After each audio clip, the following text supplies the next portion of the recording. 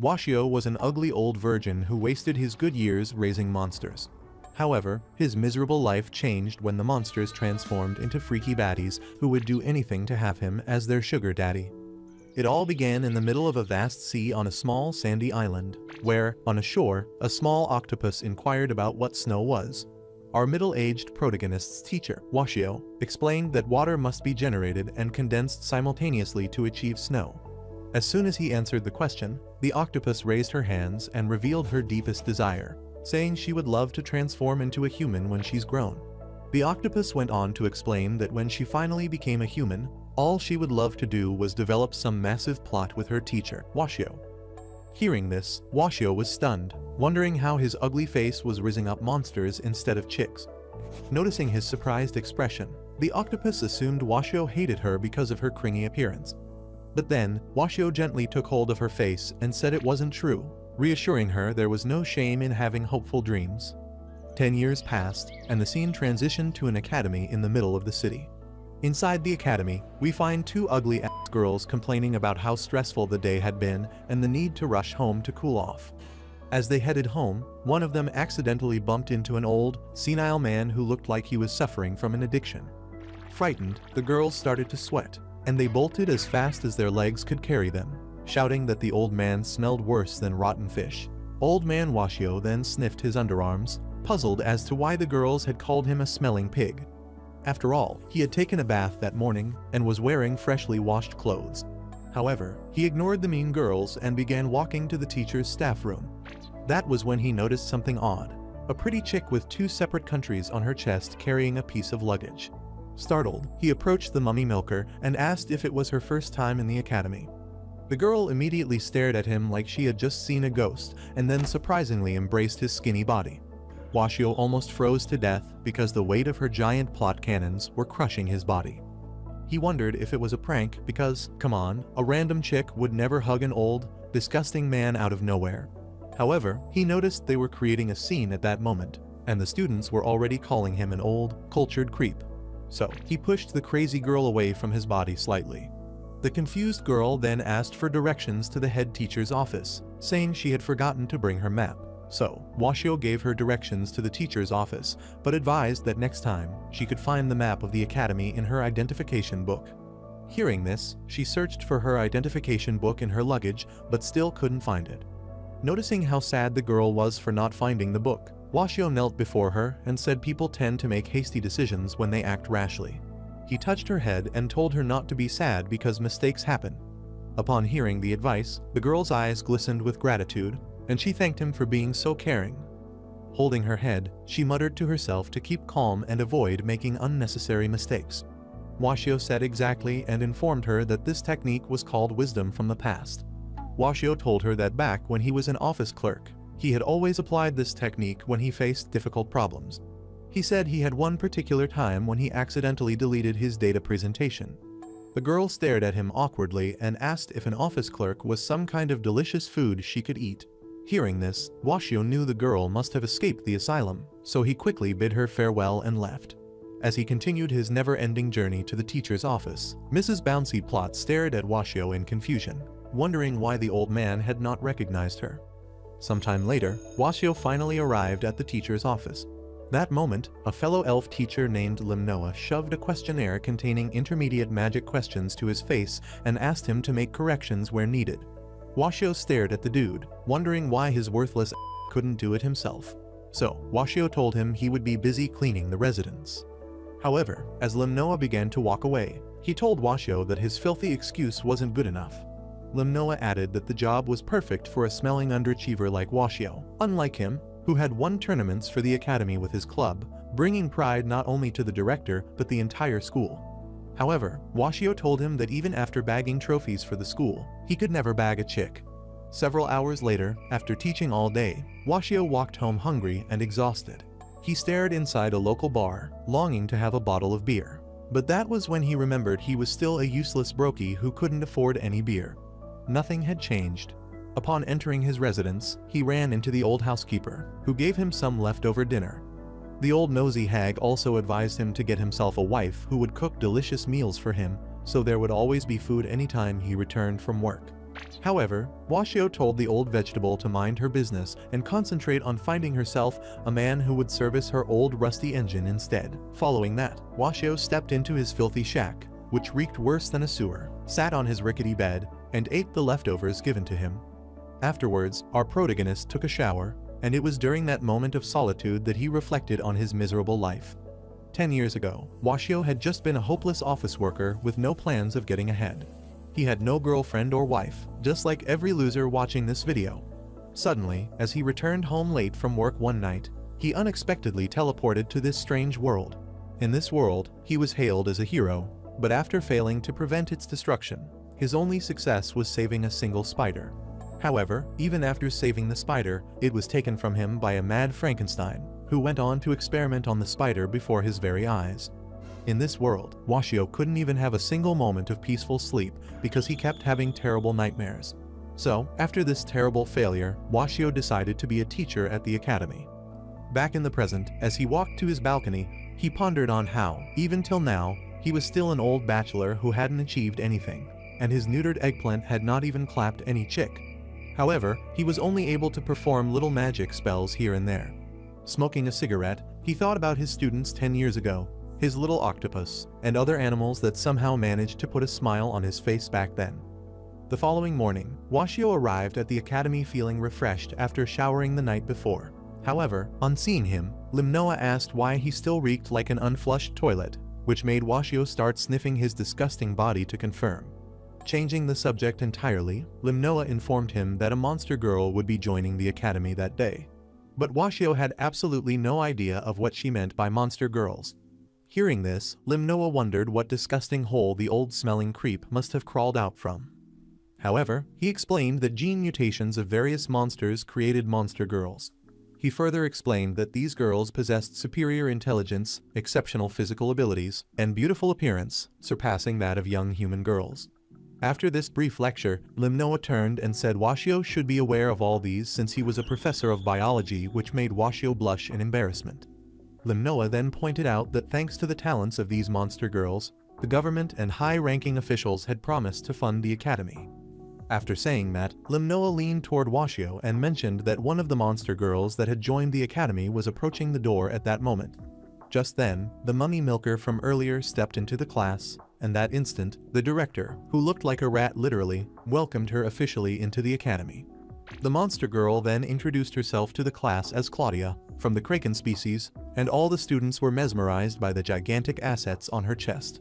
The director, however, then assured Claudia that during the week, a teacher would be assigned to her. But Claudia told the short ugly that she had already decided who would be her teacher. After saying that, she moved toward Washio and said, "Long time no see." Without hesitation, she unleashed her octopus tentacles, wrapped him with them, and then asked if he still hadn't recognized her. At first, Washio didn't understand what the girl was talking about. Still, when he stared deeper, he instantly noticed the similarities between her and his little octopus student from 10 years earlier. With that, Claudia smiled and said for the second time, "Long time no see." As she placed her hand on his, Washio instantly recalled that it was the same way the little octopus had placed her tentacles on his hand the very day he had saved her years ago. That instant, Claudia smiled and told Washio that she was his little octopus who had surprisingly transformed into a monster girl. The next day, Washio, running late, rushed to the academy, looking like the most useless loser in the world. Suddenly, he heard someone call his name from behind, so he turned only to realize it was Mrs. Melontopus. Just then, she offered to give him a ride to the academy since he was late. However, Washio was stunned when he didn't spot any bents nearby. Before he could react, Claudia grabbed his hand with her tentacles and dashed toward the academy, leaving Washio flailing helplessly in the air like a fly. Minutes later, they arrived at the academy. So, Washio thanked Claudia for the express transport, saying this was the first time he had arrived early to school that month.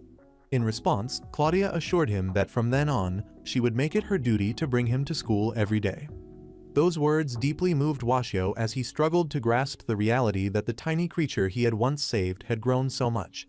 While they talked, the rest of the students found their teacher-student relationship very inappropriate. At the same time, Limnoa was dying of jealousy that Claudia had chosen Washio, a rank E professor, to be her teacher instead of a rank A professor like him. But Claudia warned the jealous, unloved idiot not to call her Professor Daddy, a lowly rank E professor. Washio, however, asked Claudia how the 3 days she had spent in the academy had been so far. Claudia replied, saying class had been fun, but the class she enjoyed the most was his biology class because it excited her in ways she couldn't explain. Washio then handed her a form to fill out her chosen career path. He told her that as a monster girl, she had a promising future ahead of her and could even rise to the position of a high-ranking officer if she desired. Clenching her fist, Claudia remarked that she had always suspected that was why they brought her to the academy. She added that her suspicions were confirmed when her classmates, eager to gain favor, kept begging her to recommend them to the king's department. She also added that the teachers had also mentioned something similar earlier on. According to the teachers, she had big potential to be a member of the king's affair. But with such a heavy expectation on her shoulders, she doubted if she would be able to fulfill it. Hearing her concerns, Washio told her that he was not in the perfect condition to advise anyone and was unsure if he was the teacher she needed. Upon hearing this, Claudia's eyes welled up with tears as she told him he was the teacher she had always wanted. However, Washio simply walked away, casually advising her to take it easy, leaving Claudia emotionally overwhelmed. Shortly afterwards, in the cafeteria, Washio headed to the counter to get his usual order. Suddenly, Claudia popped out of nowhere with her tentacles around his hand and commented on how little the food he ordered was. She told him that not eating well was bad for his health, but Washio told her he had no choice but to eat like a beggar since he was broke. After that, Claudia showed Washio her career choice form and said she had filled it out. Just then, Limnoa arrived, snatched the form, and glared with a stormy expression. His voice filled with anger as he declared that no monster girl could ever become a teacher.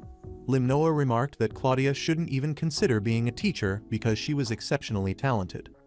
He added that there was no way she could choose an ordinary profession, but advised she to aspire to a higher profession like the king officer. Washio interrupted, telling Limnoa to respect the student's decision of profession. Upon hearing this, Limnoa lost it, telling Washio to shut his filthy mouth and saying Claudia being a teacher was a great loss to the entire world. Limnoa immediately grabbed onto his Washio's tie, telling him that, as teachers, they couldn't stand and watch that happen. Limnoa pointed out that as the only a rank teacher in the academy, he should be the one in charge of the monster girl, and not his talentless virgin. While still grabbing hold of the tie, Limnoa instructed Claudia to apply for a change of teacher immediately and submit the request to the director that same day. However, at that moment, Limnoa felt something caressing her face like the Grim Reaper was licking her face, scaring the of her. It turned out to be Claudia's tentacles, and as Limnoa turned, Claudia loudly warned him to leave Washio alone. Claudia pointed out that Washio had always supported her dreams and was the best teacher in the world. Putting a finger over her mouth, Claudia revealed that when she hated herself for being worthless, Washio had advised her to know herself. Angrily, Limnoa remarked that those words, "know thyself," made no sense. But Claudia told him that his face being that ugly made no sense. Insert meme, that one was a violation. At that moment, Washio instantly had a flashback of years ago when Claudia was just his little octopus and was eager to transform into a girl so she could clap him.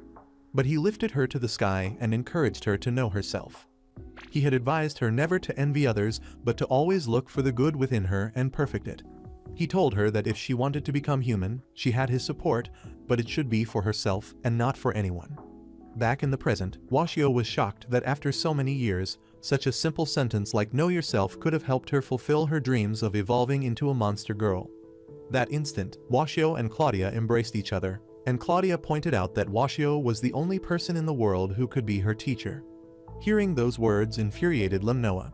He immediately began to cry like a spoiled brat, while saying it would even be better if it was the former Washio, not this old waste of space that was before her eyes.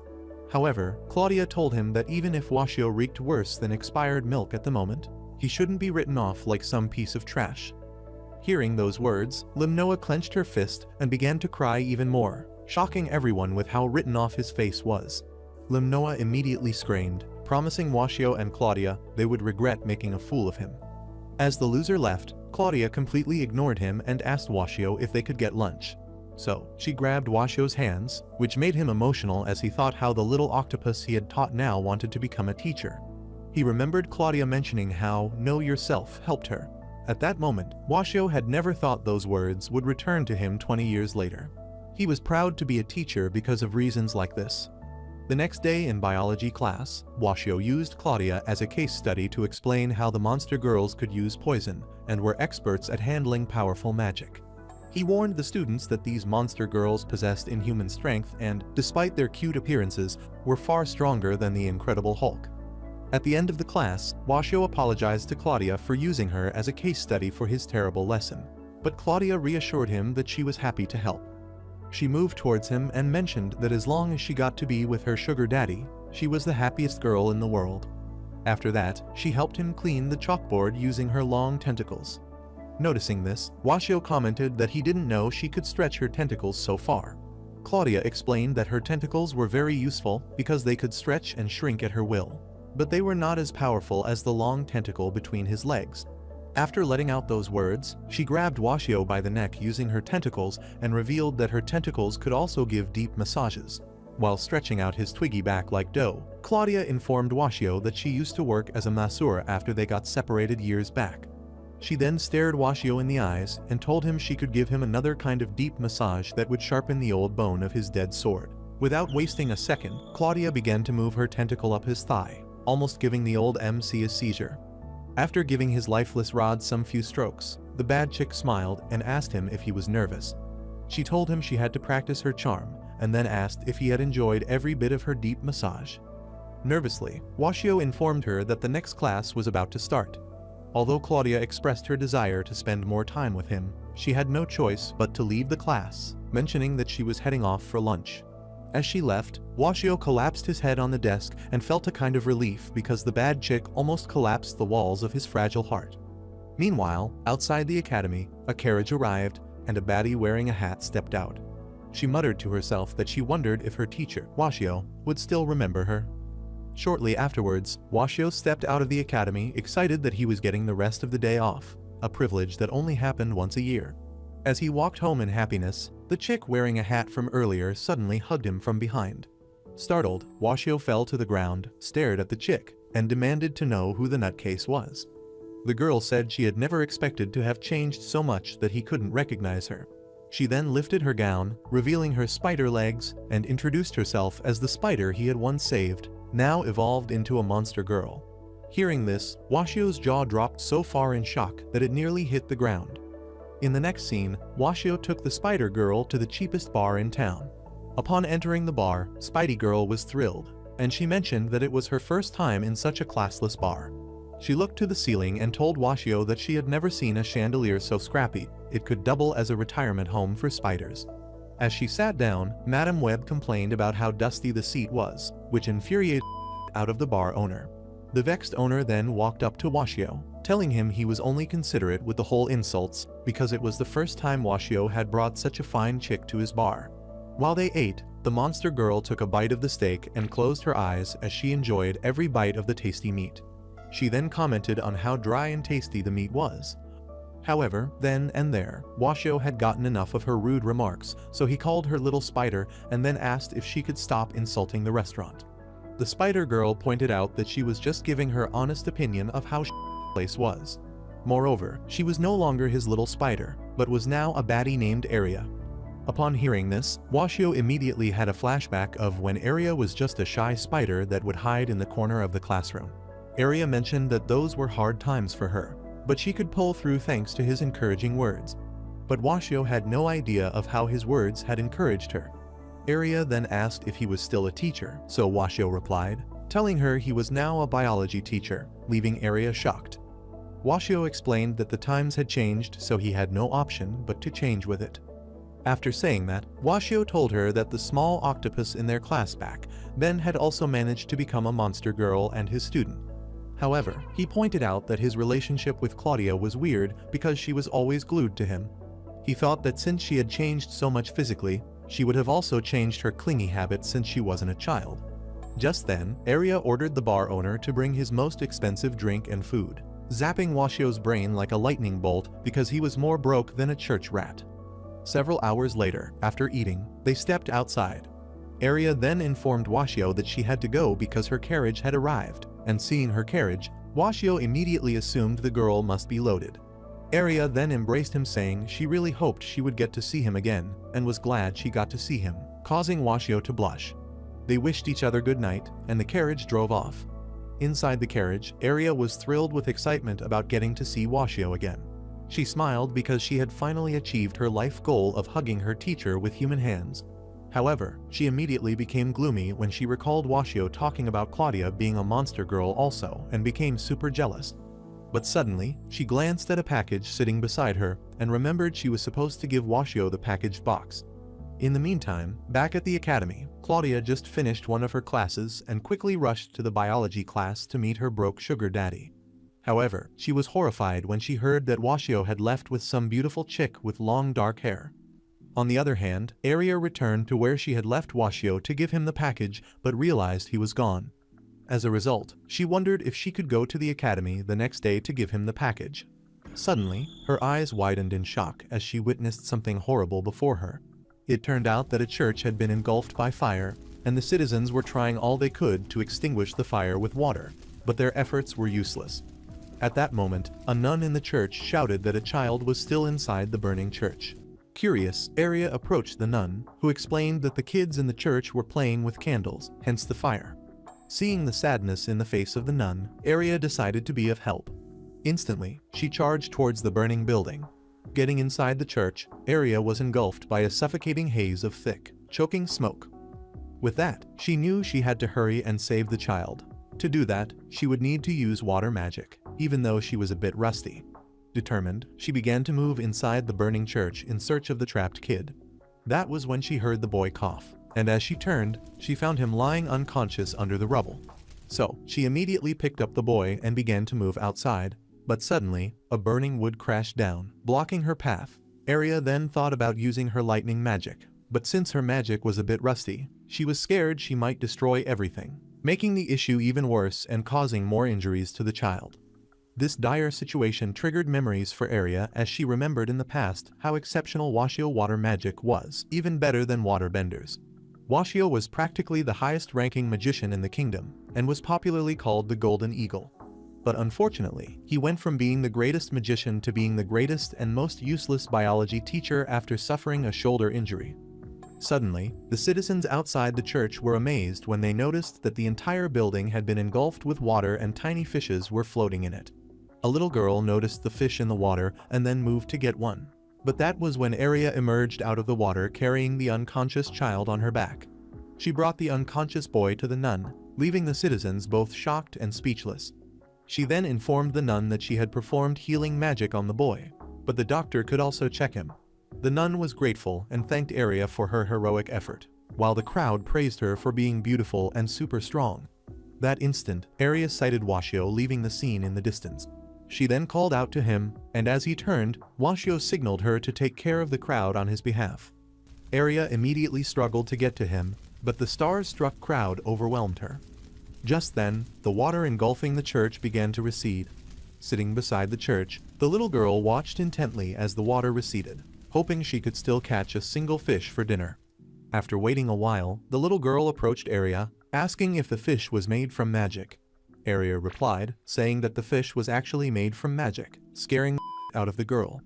After saying that, Aria noticed the wreath of flowers the girl wore on her head like a crown. The girl revealed that while she was sad about the destruction of the church, a man who possessed magic made a wreath of flowers for her and told her everything would be fine.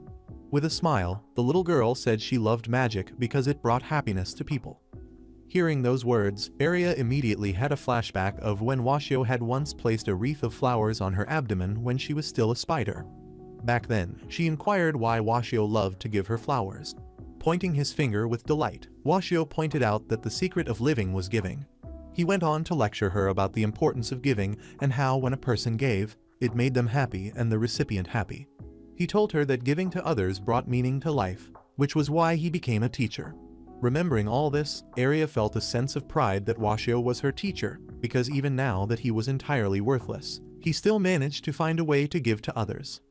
The following day at school, the news of the church that got burnt at the center of the town and how Aria put out the fire was buzzing everywhere. Claudia, on the other hand, was worried about the rumors spreading, but Aria, who somehow made it to the academy, assured her that it was Washio who had put out the fire. Claudia responded, telling her she thought as much because she had always known Aria's magic abilities were as useless as flat chests. Washio approached the girls, asking if they were yapping about the past. Seeing him, Aria bowed her head, thanking him for the second time for his help transforming her into a monster girl. She then offered him a gift box and said living was giving just like he had taught her. Without wasting time, Washio unwrapped the gift box, and his eyes nearly popped out in surprise. The gift was a tie, so Aria removed the old Fred Flintstone tie he had always worn and replaced it with the new tie with spiderwebs embroidered. Wearing the tie, Washio smiled in delight because he felt like a complete gentleman for the first time in his life. Sometime later, Aria arrived at the teacher's office to meet Washio. She then handed him her future career form and informed him of her decision to join the Magic Guard. Washio smiled warmly and assured her he would do everything he could to support her chosen career path. Moved by his encouragement, Aria leaned in and hugged him tightly. While sitting alone in the office, Washio thought about his girls and how he would have to do everything possible to help them achieve their goals in the future. Just then, he overheard two random students arguing seriously about whose faction would win the upcoming spring battle. He thought Limnoa's group would most likely win the faction battle since they'd been undefeated for 5 years. However, that wasn't his concern. Meanwhile, sitting on the fountain outside the school, Claudia was shocked that Aria, who had always been getting angry and biting others back then, wanted to join the Magic Guard to help others now. Aria replied, saying she bit others because Claudia had a freaking habit of bringing worms to class, and she was always disgusted. Aria then asked Claudia about her plans for the future. Claudia responded by telling her she wanted to become a teacher just like Washio because she liked the idea of humans and monsters studying together. Just then, 3 ugly goons, led by a femboy with a Karen haircut, swaggered over and asked the girls to join their faction.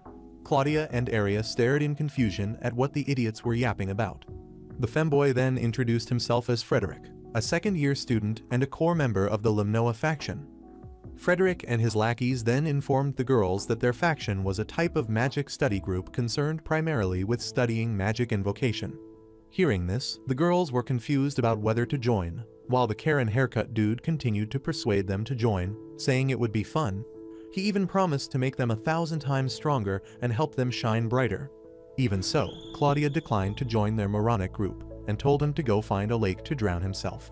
Aria also declined, saying she hated gatherings and, even worse, the gatherings of dumbasses. Angered by those words, Frederick challenged the girls to a duel, saying the winner was the first to hit the other with magic. Claudia tried telling him to give up already, but the guy was far gone in his determination to prove he was an alpha male. He immediately cast a spell summoning a wave of water, and before he could blast the girls with it, Claudia turned and neutralized it effortlessly. Seeing this, Frederick smiled and said he was just testing their powers. But Claudia said he should have tested if his dead brain was intact instead. With that, Frederick said he would have to motivate them a little bit, and in the blink of an eye, the guy summoned a ferocious werewolf. He explained that the werewolf represented his magical power, which would manifest naturally according to the rank of his magical ability. Frederick revealed that the manifestation of the magical power was known as the image of magic power. After saying that, he smugly asked if the girls were impressed and pointed out that according to Limnoa's teachings, the creatures they manifest are a reflection of the user's spirit. These representations could be in the form of a beast or magical creatures. However, the larger the size of this representation, the stronger the user's magical abilities. The power of the user could be known just by looking at their invocations. Looking at Frederick's invocation, the rest of the students were awestruck at the strength and size of his werewolf. However, Aria and Claudia were hardly impressed and concluded that judging by the size of his invocation, his magic abilities should be a rank C or rank B. With a smile, Frederick warned them not to jump to conclusions just yet. Without wasting a minute, the guy went ahead to summon a giant ice knife from the firmaments of the heavens that almost impaled the girls but shattered the ground. With that, he smiled and asked the girls if they were now impressed. Touching his hair smugly like Prince Charming, he told the girls that his spell reciting was perfect, and that was what made his magic remarkable, like an rank magician. He assured the girls that Limnoa, the supervisor of their faction, could triple their powers just by reciting spells. With that, he stretched his hands like he was about to propose marriage and then asked the girls to join his faction. The girls stared at his arrogant, ugly face and were clearly disappointed. They began to compare his werewolf invocation to the ripped monster Gigachad Washio could invoke on a good day. So, in conclusion, Claudia told him to go piss himself and said they would rather stick with Washio to the end. Upon hearing this, Frederick placed his hand on his chin and said he never expected them to choose the old, boring teacher over him. This statement pissed the hell out of the girls. However, the douche went on to say that even though they owed the old loser a favor, that shouldn't be enough reason to choose him. Frederick added that according to what Limnoa told him, she and the dirt graduated the same year. While she became an A-rank magician, Washio remained a lowly E-rank. As soon as he let out those words, a magical blast immediately destroyed the tower behind him. It turned out that Claudia had fired an energy blast at him that accidentally hit the tower, and then she instantly unleashed her powerful tentacles, asking how dare he make fun of Washio. Seeing this, the rest of the students were scared for their lives, while Aria advised Claudia to learn how to control her anger. After saying that, Aria unleashed her massive, powerful spider legs and summoned a giant skull-faced monster, towering over them menacingly as she demanded that Frederick apologize immediately. Seeing this overwhelming sight, Frederick's eyes widened in sheer terror, and he immediately wet his pants in utter panic. On the other hand, the monster girls continued to demand that he apologized for the insults he had rained on their daddy. However, Frederick was still amazed at the sight before his very eyes, so Aria yelled at him to apologize quickly. Meanwhile, the rest of the students were still stunned that the school's library was destroyed by just a single attack from the monster girls. Suddenly, Limnoa and Washio rushed to the scene, demanding to know what had caused the massive explosion. Staring at where the library used to be, the teachers realized the library tower had been reduced to shambles. Annoyed, Limnoa demanded to know who the student responsible for such a disaster was. That moment, Claudia pointed a finger at Frederick, saying the Buffin had started it first. Meanwhile, out of nowhere, Frederick dropped to his knees, grabbed Claudia's hand, and, with wide, desperate eyes, declared his love for her, leaving everyone utterly stunned. He mentioned that it was the first time he had seen such explosive magic, and he found her an incredible creature. Still holding on to her hand, Frederick pointed out that even though Claudia was putting on a limiting ring on her finger that prevented her from releasing her full power, she still managed to unleash such a powerful attack. Blushing hard, the hopeless simp said he had never felt such an intense feeling before and suspected it must be love. He dropped a bombshell, asking Claudia to be his wife, but the girl was horrified to hear those words. She immediately yanked her hand away from his, declaring with a sharp tone that she would never marry someone with such a horrible face. At the same time, Limnoa smirked and remarked to Washio that he was clearly doing a job as the one in charge of the girls, letting things escalate to the point where they destroyed the library tower. Embarrassed, Washio told her the girls must have had a good reason for destroying the tower. However, he promised to be stricter with them from then on. Placing her hand on his shoulder, Limnoa told him that if it was too much of a job to care for the monster girls, he would be more than happy to take care of them on his behalf. However, Washio began to leave with the girls and told his worthless to take care of his bad breath instead. Later that day, at the counselor's office, Frederick handed an apology note to Washio stating that he had initially provoked the girls. He remarked that he had reflected on his actions and realized that his actions were reckless. However, he proudly boasted that Limnoa was in charge of him and would cover the cost of destroying the tower. After saying that, he turned to Claudia, grabbing her chin and declaring that he would surely get her and free her from the brainwashing she had received from the dirty old man, hinting at Washio. But Claudia angrily told him to go hang himself. With that, he turned to Aria and said he had never been attracted to girls that looked like men. However, he stretched his hands, saying he would be considerate, and then asked her to join his faction. Pissed, Aria told him she was irritated by his presence and would send him to his grave as a living sacrifice if he continued to pester her.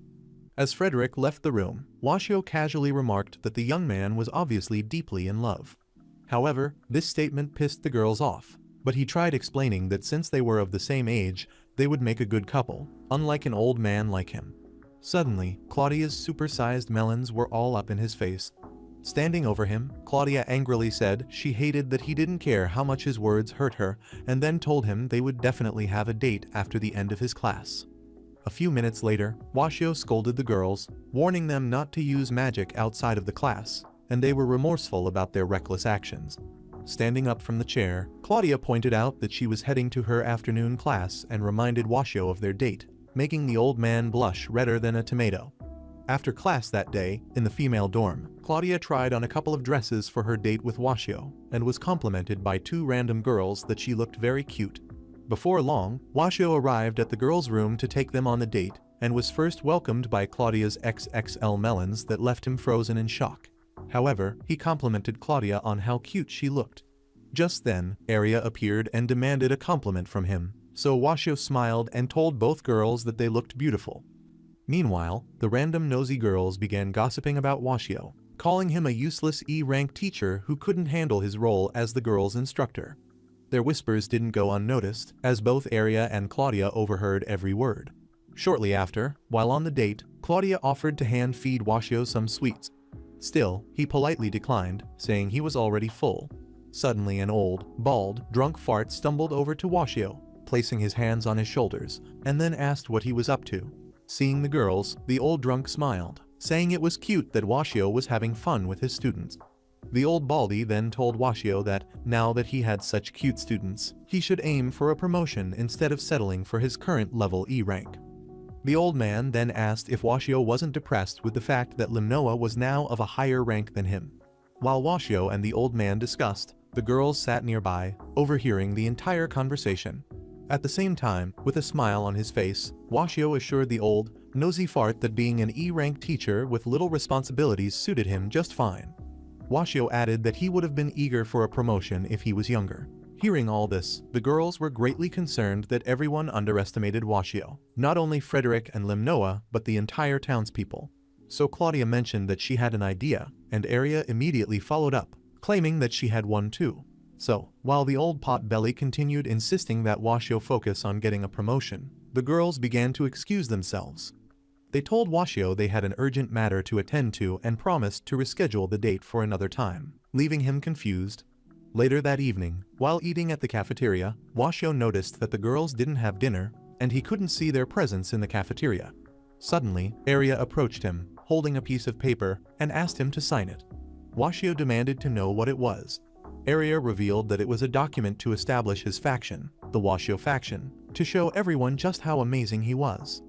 Banging his head on the desk, Washio informed Aria that there was a problem. He revealed that he wasn't allowed to have his own faction as an E-rank teacher in the academy. However, Aria schooled the clueless oldie on the requirements of creating a faction.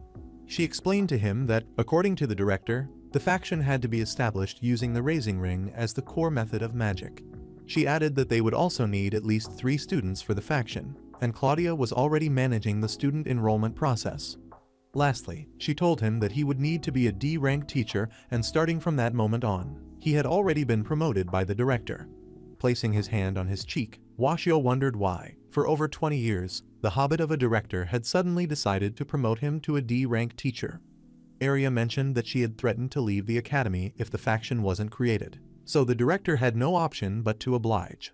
With everything settled, she asked Washio to hurry and sign the document.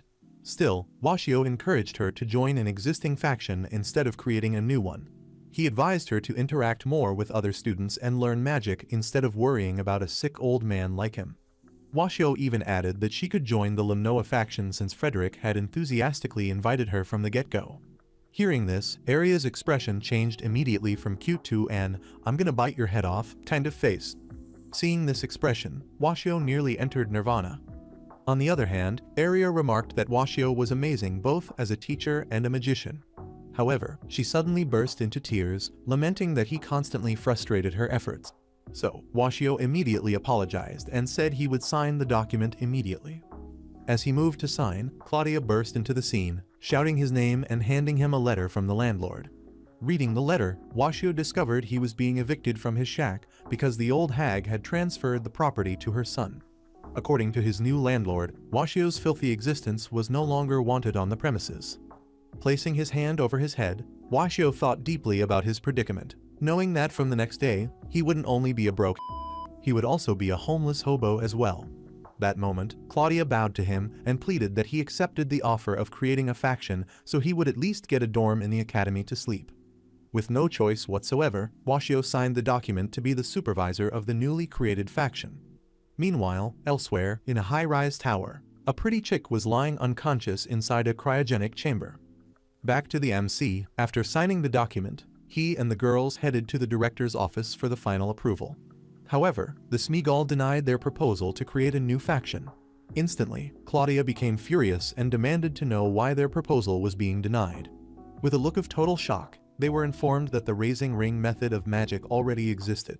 According to how things were, the Limnoa faction used the vocal summoning method of magic. The Julius faction used summoning with rings, while the Alba faction used magic with incense. Feeling disappointed, Washio and the girls left the director's office while Washio pondered deeply, searching for another solution. He knew he had to find another way to create a new faction so he could get a dorm, or else he would be thrown out to the street like homeless scum. That moment, he thought of begging the new landlord to let him stay. Suddenly, the ever-annoying Jane made a dramatic entrance, shamelessly calling Claudia honey, much to the disgust of the girls. He immediately grabbed Claudia by the waist, asking for a kiss, but she shoved his ugly face to the side. Turning to Washio, Frederick announced that he had a message for him from Limnoa. Frederick then informed Washio that the library tower Claudia had destroyed earlier contained a magic reactor that belonged to the Limnoa faction and that it had been destroyed in the process as well. So, since his students' recklessness destroyed the tower and reactor, Limnoa had instructed Washio to head to the ghost tower to retrieve a new reactor. Frederick also mentioned that the ghost tower was crawling with real ghosts, scaring out of Claudia. On the other hand, Aria showed no fear whatsoever, excited to embark on the adventure, but Washio was already sweating out all his body fluid from intense fright. Shortly afterwards, the team finally arrived at the ghost tower with Washio sweating bullets and gripping tightly to a pillar, scared as hell. Upon entering the tower, he instructed the girls to move quickly and retrieve the reactor so they could leave as soon as possible. At the same time, somewhere inside the ghost tower, Shiny Shitstain reported to Limnoa that he had delivered the message to the old vulture and the monster girls. Limnoa then thanked him for his useless efforts. So, he inquired if, once the plan succeeded, Claudia, his self-proclaimed babe, would finally join their faction. Limnoa then assured him that if the plan to scare the old, filthy man with the ghost successfully worked, and she dramatically saved the girls like a true ghostbuster, then the monster girls would have no choice but to see how useless Washio was. They'd be freed from the old donkey's brainwashing and, with no other option, would have to join their faction. Making a low-budget illuminating symbol with their hands, Limnoa and Frederick proudly stated the principles of their faction, using intelligence to get what they wanted and, ultimately, to amass wealth. Laughing like true villains, they eagerly awaited the arrival of the monster girls. With a confident smirk, Limnoa was certain that she would soon be in charge of the girls, and everything would finally return to how it was meant to be from the beginning. Entering deep inside the ghost tower, the girls were frightened, so they clung tightly to Washio's hands. Suddenly, they noticed a door moved slightly with a creak that almost gave them a heart attack. Out of nowhere, a gluey image of a ghost appeared, giving them the greatest scare of their miserable lives. So, without waiting for approval, Washio and Claudia ran faster than their shadows, leaving Spidey Girl behind. While running, they accidentally dropped inside a trap door and fell faster than the pull of gravity. Aria tried saving them with her spider web, but she was just so useless. So, Washio and Claudia smashed to the ground harder than I smashed your mom last night. Just then, Claudia decided it was the perfect opportunity to develop some massive plot with Washio's old wood. Licking her tongue like a freak, she began to strip, exposing her cleavage. Washio begged for her to calm down, but she pressed her super-size melons hard against his chest and then moved to lip-clap him for starters. However, at that moment, the 18+ rated scene was disrupted by a bright light that emanated from the cryogenic pill. Smashing the computer angrily, suddenly, Washio sighted the capsule housing an android girl with zero magic power, and to make matters worse, it was set to explode in just 60 seconds. Frightened, Washio informed Mrs. Plot that they needed to leave immediately.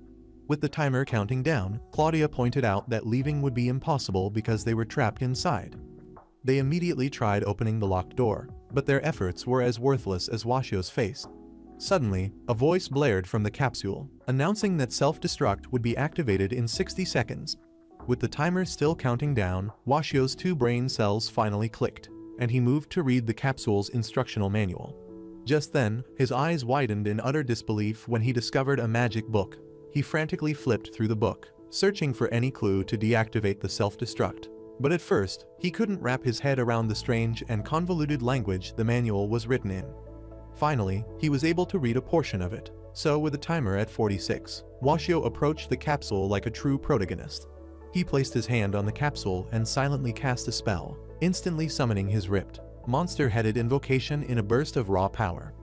Instantly, a whirlwind filled the place, and a mighty surge of electricity emanated from the capsule, and suddenly the timer stopped.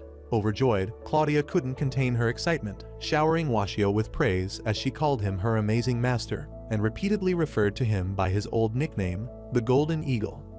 Pointing at the magic book, she asked what was written inside. Opening the book's pages, Washio revealed that it was an ancient artifact containing many lost spells. With that, Claudia suggested they use the book as the study object in case the Washio faction was finally approved. Suddenly, the android Aurora woke from her many years of deep slumber and opened the capsule, leaving Washio and Claudia in shock. The machine girl immediately began asking for her master, but Washio told her he had no idea about the master she had mentioned. However, the girl apologized for sleeping so long and said she was ready to resume the master's research. So, Washio then showed her the magic book, and the girl said her master had written the book. With sadness, the mecha chick mentioned that she was too weak to keep using magic, and that since her master had gone to the great beyond, she would want Washio to add new pages to the book. Staring at the paper with sorrowful eyes, she pointed out that it was her master's mission. After saying that, she began to return inside the capsule. However, before she entered the capsule, she thanked Washio and Claudia for showing her the paper one last time, and then informed them that she would unlock the door so they could leave. Lying inside the capsule, the chick stated that if her master was no more, then there was no reason for her to exist, and it was best she returned to sleep until her master returned. With that, Washio turned to leave, but Claudia stopped him, pleading for him to become the android girl's new master. She told him he was a remarkable magician, but Washio immediately stopped her, saying he couldn't because he was just some poor biology teacher. Watching him leave, Claudia asked if he was really going to leave the girl behind. Upon hearing those words, Washio's mind flashed back to what he had read in the magic book. The book revealed that it was one of the 7 ancient artifacts, and its former master had written that the Aurora robot was the book's guardian. For generations, the book had been entrusted to those deemed capable, individuals known as the administrators. Back in the past, it was revealed that the former master couldn't continue with the project due to low magical powers. Even though it was a very tough decision, she was forced to abandon the humanoid and pass the magic book to the next master. However, Washio wasn't ready to take on such a huge responsibility and would rather remain a worthless biology teacher. On the other hand, Claudia was greatly worried and was strongly against leaving the Alexa 2.0 with Sass behind. She turned back, stared at the Robobee, and then insisted that Washio join her in his harem. Looking at her, Washio remarked that he had enough crazy chicks in his harem already and didn't need more. However, Claudia grabbed his hand and said she had no idea what might have happened to him since they parted ways for him to be so cold-hearted. But she believed he was still the kind man who loved helping others. On hearing those words, Washio started thinking with all his brain, and then told Claudia that one day he would definitely tell her the reasons behind his cold-heartedness. After saying that, Washio returned to the capsule, gazed at the bot girl, and then declared that she had a heart and surely deserved a master. Holding her hand, Claudia asked him to give her a name. So, as the robot opened her eyes, Washio named her Alice and invited her to leave with him. That moment, Alice stared at Washio in surprise. So, Washio informed her that her name onwards was Alice, and he was now her new master. Excited, Claudia immediately grabbed Washio's hand and said he was their new daddy. With that, Alice remarked that she would update her system, making Washio her new master. Before long, Washio returned to the academy with his new unlocked Robochick. He then recounted everything that had happened at the ghost tower to Limnoa. Hearing all that had happened, Limnoa's jaw nearly dropped to the floor as she thought that instead of returning with a new magic reactor, the old man had returned with a new girl. However, she tried acting cool, saying that as a Ranka professor, she had always known the magic book was down at the ghost tower and that the automaton was also there, ignoring her like an annoying pest. Claudia asked the principal if they could make the magic book the research subject for Washio's faction. The principal then asked if Washio could handle the faction. Washio responded by pointing at his girls and saying that he could handle the faction with the help of his exceptional students. However, Alice, being the sassy robot, corrected him, saying she was not his student and then gave him the peace sign. So, with that, the rat principal approved the formation of the Washio's faction, and informed the members that their new residence would be the ghost tower. Hearing this, the team was dejected, but Aria assured them that while they left her behind earlier, she chatted with the resident ghost, and she turned out to be a friendly ghost, just like Casper. Moving on, Washio asked the girls to shop for some clothes for Alice before bidding them farewell, explaining that he would be occupied with the paperwork for the ghost tower repairs. So the girls went shopping for clothes for Alice, while Washio handled the repairs of the destroyed ghost tower. After the shopping, the girls joined Washio at the site of repair with Alice now dressed in a maid outfit. Alice mentioned that she had picked the most suitable outfit to serve Washio well as her new master. The girls then asked Washio if Alice was looking hot, and Washio couldn't help but agree, which made Alice blush. Claudia and Aria immediately called her out on her blushing, but Alice denied it, immediately saying robots didn't have the capacity to blush. On the other hand, Washio instructed the girls to move away from the site for the ongoing construction, but the girls insisted on helping with the repairs. Staring at the cemented blocks, Alice activated the laser blaster from her hand, explaining that she had anticipated a falling rock. She then pulverized the incoming rock to smithereens before it could cause any lethal damage. She then mentioned that she had eliminated the threat while everyone was frozen in shock at what they had just witnessed. After that, Alice grabbed Washio by the face, asking if he was fine. Washio smiled because he could see how affectionate the android girl had become towards him. Arriving home later that day, Washio met his old landlady, who reminded him that he was no longer a tenant on her property and then asked him to take his ugly face from her sight. Sad and depressed with nowhere to go, the girls suggested Washio stayed at an inn till the tower's repairs were completed. However, Washio reminded them he was still a broke church rat who couldn't afford a dime to pay for a room. With that, Claudia suggested he stay in her room since he had no friends to stay with. Before Washio could decline, Aria chimed in, demanding he stay in her room instead and promised to indulge him in all the plot styles in the world. Still, Washio declined, saying it was inappropriate for a teacher to stay in a student's room. Grabbing him by the waist, Claudia asked if he was refusing because he was nervous something bad would happen. She then remarked that they could sleep on the same bed and do all sorts of unimaginable things, leaving Washio's brain totally fried. Even so, Washio screamed at her to stop filling his head with cultured thoughts. But these girls were on a mission to cream his sausage by all means. Aria also leaned close, saying she wouldn't mind if his massive old wood destroyed her floodgates. At that moment, Washio had gotten enough. He told the girls he was popular and had friends who would be more than happy to have him at their crib. So, hours later, they approached Limnoa, who refused at the spot to accommodate Washio's dirt and his shank. Washio pleaded with him to reconsider for the sake of their old classmate bond. But Limnoa declined, stating that even though they were classmates, they were completely in different ranks. Pointing at him, Limnoa reminded Washio that he was a rank A teacher while Washio was a rank E teacher, and just being in the same space with him would reduce his stees by 1,000,000. Washio then asked if he could stay at the teacher's lounge, so Limnoa replied with a smirk, telling him that he could lend him his balcony.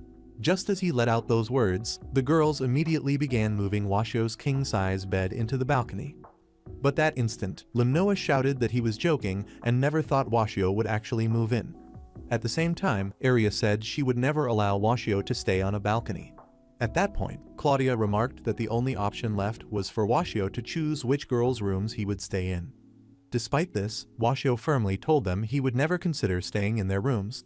Just then, Alice raised her copper hands, startling everyone. Soon after, Washio moved into the tower under repairs and settled in with Alice in her underground chamber, where her capsule was kept. Later that night, Washio bid Alice good night, and as he slept on the bed, she slept on her capsule. While sleeping, Washio had a terrible nightmare and was sweating profusely. Noticing this, Alice decided to place his head on her flat motherboards. Soon, Washio woke up to find himself in such a sus position, so he screamed, asking what was going on. Alice replied, telling him that he was having a nightmare, so she decided that hugging him would help calm him down. Washio told her he was fine now, and she could let go. But Alice insisted on torturing him with her flat plots even more. However, Washio pointed out that she was freaking strong, and he couldn't even move his head. Nevertheless, Alice continued to wrap his head in her embrace, telling him everything was fine. Closing his eyes, Washio pondered that even though the girl was flatter than a washboard, her embrace was indeed warm. He thought about how it had been ages since he'd been hugged. Even his mother had disliked hugging him because of his disgusting smell. But with Alice's embrace, he felt a sense of relief and could finally sleep peacefully for the first time in a very long while. Suddenly, Claudia and Aria appeared, and every part of their bodies was shocked to see Alice and Washio cuddling like lovers. Just then, Alice woke from her slumber, so the girls asked her if they were done developing plot or were just about to commence. Suddenly, Washio woke as well, and the girls couldn't contain their anger to yell at him, saying they were disappointed in him for refusing their fleshy plots to clap hard, flat copper. However, Washio asked them to chill, saying Alice was just an automaton and had no plot to develop. Alice chimed in, agreeing with Washio by stating that she wasn't human and was merely an automaton. However, to everyone's shock, she added, rather unexpectedly, that even though she was an automaton, she had ripe peaches waiting to be harvested. The following day at school, Claudia and Alice kept following Washio everywhere and insisted on grabbing lunch with him.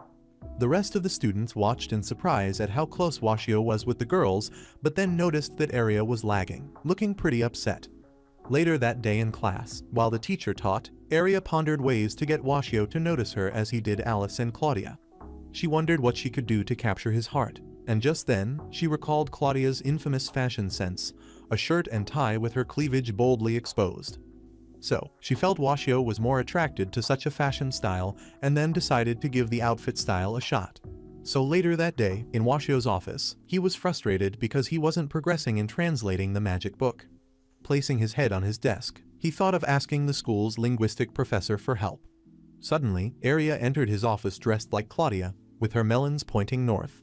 She approached Washio's desk, bending down in a sus manner in an attempt to reveal her cleavage, and then asked what he was working on. Seeing Aria's seductive dressing, Washio almost had a nervous breakdown. He asked if something was wrong with her because she was acting differently from her normal self, but Aria insisted she was good and that nothing was wrong. However, still staring at her pointy melons frighteningly, he told her he was working on deciphering the magic book. But in his head, he could tell Aria was acting very strangely because Aria was not speaking in her usual form or dressed in her normal fashion. Staring at him seductively, Aria asked Washio if he was hot, and before getting an answer, she began to adjust her tie, exposing more of her cleavage. But at that moment, she noticed that instead of arousing the old man and charging his Excalibur, she was actually making him confused.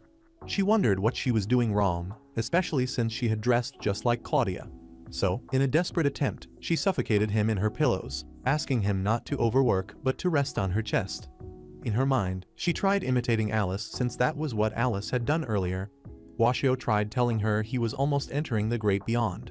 But that was when they suddenly noticed that the magic book's pages were flipping and also emanating very bright light.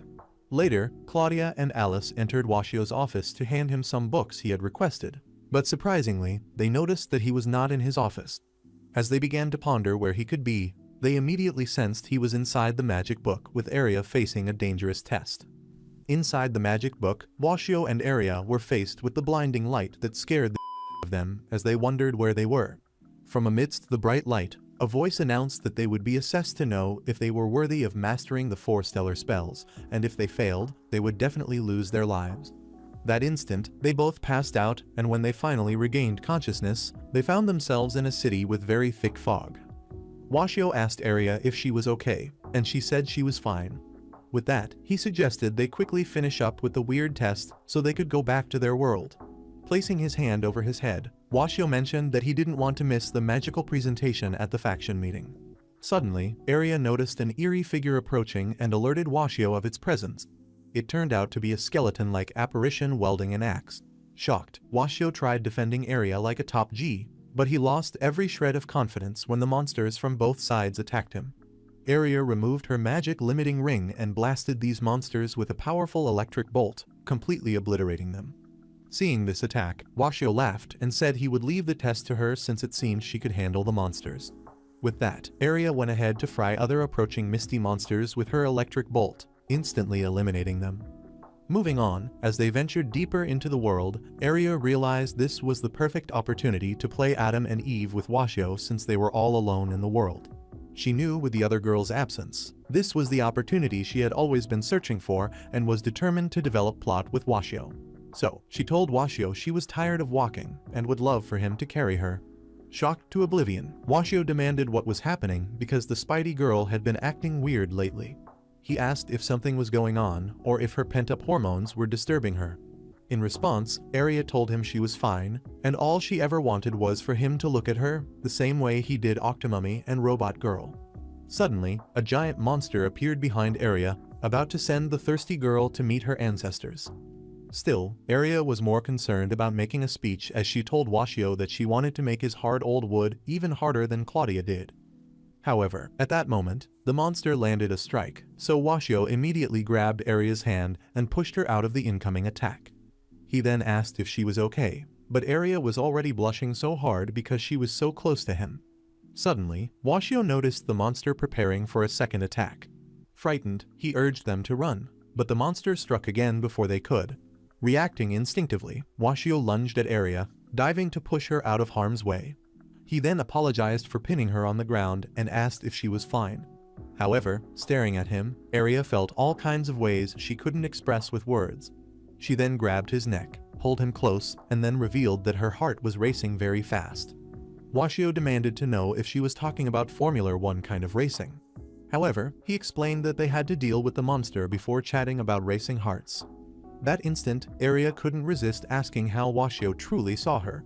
Still frightened of the monster attacks, Washio pointed out that it wasn't the best time to have such chats, and they needed to deal with the intruding monster first. With that, Arya removed her magic limiting ring and created an impenetrable barrier so they could have some privacy without any interference.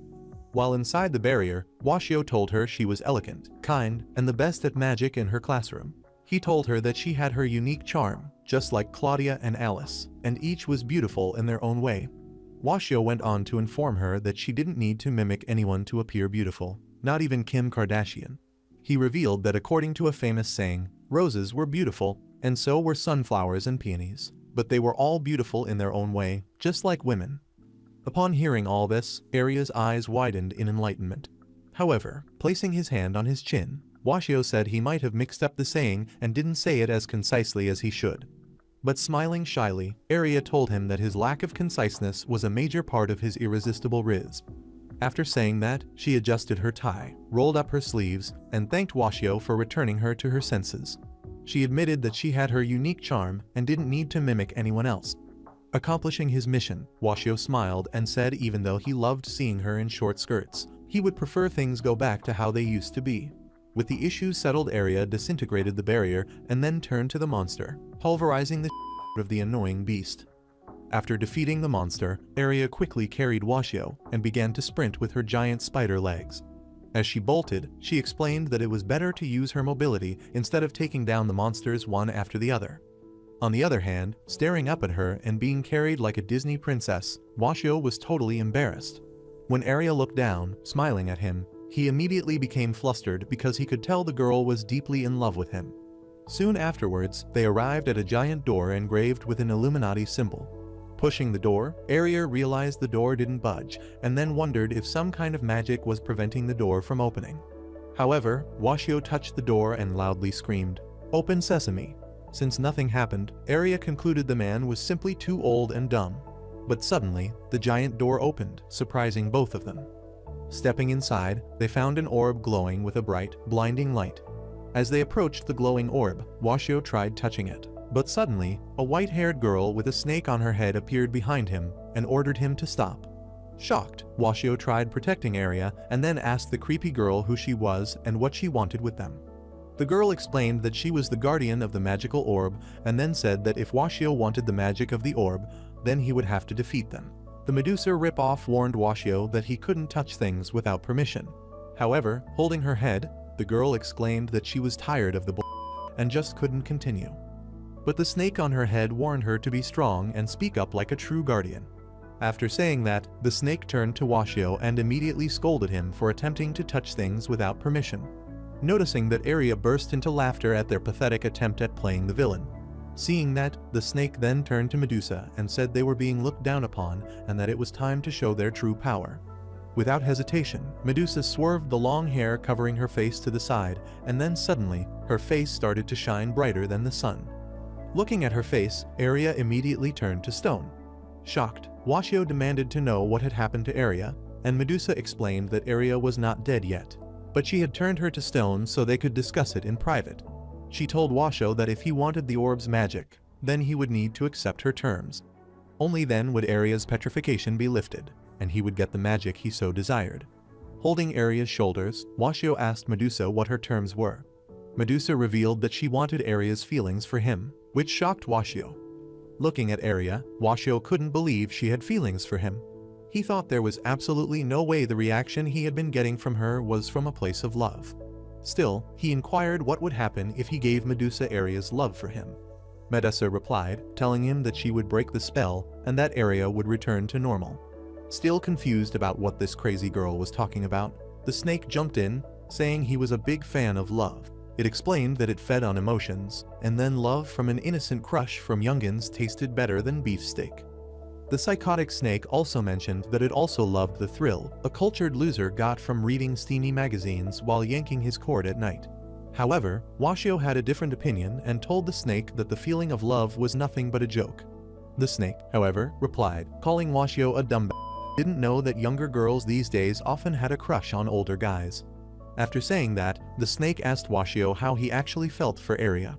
Washo replied, saying even if Aria had the slightest feeling for him, it should just be a youthful fling and nothing serious. He added that in the long run, she would realize it was just a fleeting obsession when she finally met the right young man. The snake responded, saying indeed, but for the main time, the deal would be for him to enjoy the so-called fleeting infatuation, and then he could leave with the magic. Shortly afterwards, the faction exchange meeting's research presentation began, with Limnoa delivering a remarkable conclusion to her presentation that left the students thoroughly impressed. Just then, Washo rushed in when it was announced that it was the turn of his faction. Despite the students' low expectations for a faction led by a useless rank E teacher, Washo surprised everyone by presenting the magic book, revealing his faction had been researching lost ancient magic, leaving the students in awe. After that, Washo led the students outside the building, where the girls were already waiting for him beside a massive magical circle meticulously drawn on the ground. Seeing the gigantic circle, the students were stunned. However, Washo explained that the magic circle would be used to attract dark magic, and that it also served as a barrier to contain the dark powers. Washo said he would show them his faction search result, the 4-star meteor magic. He immediately summoned a giant, freaking ripped monster with horns and then unleashed a meteor shower into the atmosphere. Suddenly, the dark magic circle portal opened, and then the evil dragon, Capivara, was resurrected. The evil dragon immediately attacked the students, so Washo tried sending it back into the dark portal but failed. So, he attacked it with the meteor shower and instantly eliminated it. Seeing this, Limnoa was amazed that Washo obliterated the evil dragon with just a single attack. On the other hand, Washo tried explaining to the students that it wasn't supposed to go that way. However, Limnoa immediately announced to the students that Washo was only a rank E teacher and that his failure was anticipated. With that, all the students returned to the building, leaving Washo and the girls behind. Watching them leave, the girls were pissed at Limnoa for insulting their presentation. On the other hand, Aria inquired about what had happened during the test, admitting that she couldn't remember anything. Washo turned and mentioned that he also couldn't remember all the details. Meanwhile, spying on them behind a tree was Medusa, who was concerned about Washo properly handling the meteor shower magic. Hours before the presentation, Washo had declined to give Aria's love to Medusa and her snake back in the magic world. He explained that even though it was just a fleeting obsession, it was an important part of who she was, and taking it away for the sake of magic just didn't feel right. With that, Washo said he would be giving up on the magic. Back in the present, the snake told Medusa that even though the magic spell was very powerful, he did the right thing by handing it over to someone who was indeed kind, and Washo was the right person to handle the meteor shower just fine. Sometime later that day, the Academy held a faction network buffet party for the students of each faction. While the students were enjoying themselves, an ugly fatso was busy stuffing his face whole with meat. Seeing him, a random student said he was eating like a glutton even though his useless faction didn't present anything. That moment, Limnoa and Frederick entered the ballroom looking like the starboys of the occasion dressed in their favorite tuxedos. Meanwhile, a group of students noticed the absence of Washo's faction and wished they could see the monster girls. However, in the blink of an eye, Aria and Claudia arrived at the party looking like million-dollar babies. Seeing them, the simp boys couldn't stop staring, and even Frederick dropped his glass of champagne.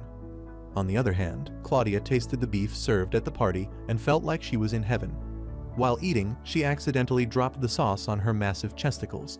So, she asked Washio to use his meat to clean it off. However, Washio told her she was no longer a child, so she could wipe it herself. But Alice helped wipe it off without even being asked. Staring at Claudia, Frederick approached her and started saying some useless, cringy pickup lines.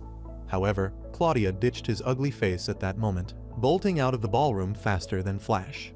At the same time, Alice brought a nice meal for Washio, so he collected the food and thanked her. However, Washio suddenly realized that everyone at the party was staring at him and gossiping about his weird habit of unlocking monster girls like they were Pokemon in his Poke deck. Just then, Aria approached Washio, asking him if he had noticed anything unusual about her appearance. But before Washio could say anything, Alice pointed out that Aria's melons had reduced by 10 centimeters. Bringing out 8 pads, Aria told Washio that she thought he liked busty girls, so she had initially added some padding to her melons, but now she was taking them off because she had decided to be herself. Upon hearing this, Alice said she would have her melons enlarged since Washio liked chicks with supersized melons. But Washio told her not to bother because her chest was hard steel and could never be modified. After saying that, Washio moved away from the crowd to the balcony to smoke cigarettes. From the balcony, he viewed the girls having fun interacting with other students and was a proud daddy. Suddenly, he heard a voice behind him asking what he was doing outside, away from all the fun. It turned out to be Medusa and her snake head. Washio replied, saying he was fine, just watching the girls from a distance, and Medusa chimed in, completing his statement by saying he was alone because he was a loner and crowded places made him anxious like he would throw up. After that, Medusa asked about Alice, his female robot. Washio responded, telling her Alice was all good. Grabbing his hand, Medusa told Washio that, as guardians, they were very gullible and could be easily manipulated by people with ill intentions, which could lead to serious trouble. However, she said she was sure Washio would care for Alice and make her happy. But at that moment, Washio was already a statue. Just then, Aria and Alice walked onto the balcony and saw that their master had been petrified. Alice undid what had been done. At the same time, Claudia stormed in to meet the group and said the simp boys of the academy had been chasing her everywhere to get a taste of her cookie because it hits different. Also, Frederick burst into the scene, and upon seeing Medusa, the latest member of the Washio harem, he felt disgusted because he wasn't a fan of snakes. Meanwhile, Limnoa observed the monster girls having fun with Washio on the balcony. Suddenly, a black-haired douche approached her and said he could sense Limnoa hadn't yet given up on being the teacher of the monster girls. With a mischievous smirk, the black-haired guy asked if Limnoa wanted his help to finally become the monster girl's teacher. Will the black-haired dude benefit Limnoa? And how would Medusa being a part of Washio harem change the plot of this story? Comment monster girls if you're eager to find out in our part 2. Give this video a thumbs up if you enjoyed it, and don't forget to subscribe to the channel for more content like this. As always, thanks for watching.